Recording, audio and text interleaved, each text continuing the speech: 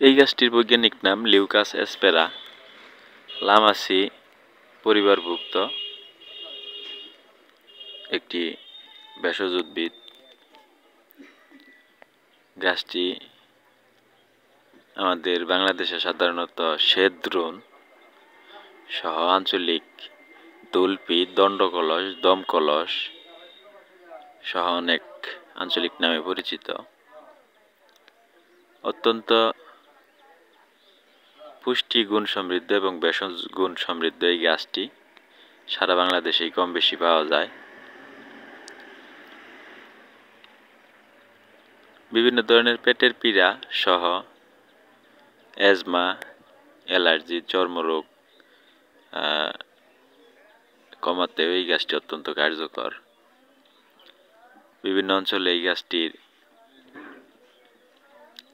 কচি পাতা এবং ডগা শাক হিসেবে খাওয়া হয়, যেটা অত্যন্ত পুষ্টিকর এবং সুগন্ধিযুক্ত একটি খাদ্যদ্রব্য। শিশুদের অন্ত্রের কৃমি নাশ করতেও এই গাছের ব্যবহার আয়ুর্বেদ শাস্ত্রে অতি প্রাচীন। তো এই গাছে ছোট্ট ছোট্ট সরিষার মতো দানা হয়।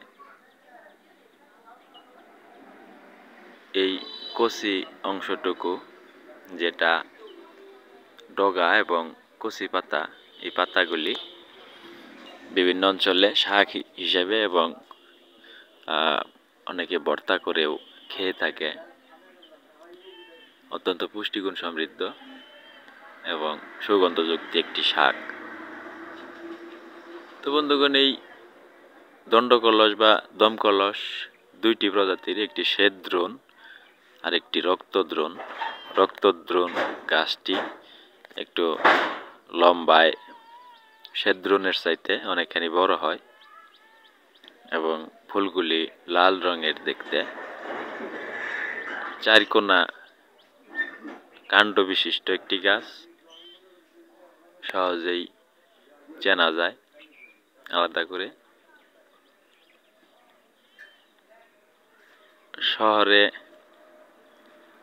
এখন অনেক সময় দেখা যায় এই দমকলসের শাক আটি বেঁধে বিক্রি করতে।